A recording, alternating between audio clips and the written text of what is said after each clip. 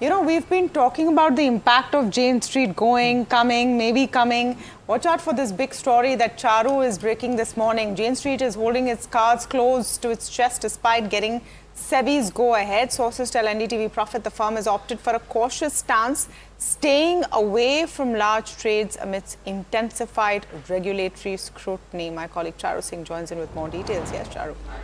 So the market regulator, Securities and Exchange Board of India, very recently allowed the high-frequency trading firm Jane Street to come into the Indian markets once again after it paid a penalty of over 4,800 crore rupees in an escrow account. Now, what is interesting here is that despite pushing for the bans on it to be lifted by paying this amount, the firm is not engaging in very active voluminous trades for now, as per several sources that NDTV Profit spoke to. Now, this is due to two major reasons. One is the heightened scrutiny, and number two is the expanded scope of investigation that SEBI has undertaken against the firm.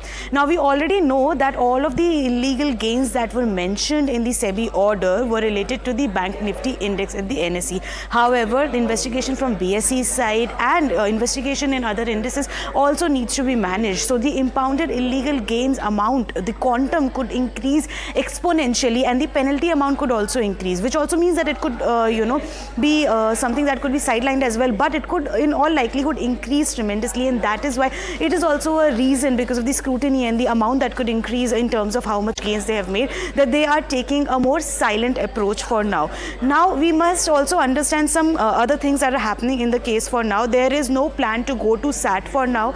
There is no action notice sent to the entity for now, and that is why they cannot get a personal hearing either. However, before they were allowed to enter back into the Indian markets, they had given an undertaking to the regulators saying that they will not be taking part in any manipulative practices. Now, this was the undertaking after which they were allowed back.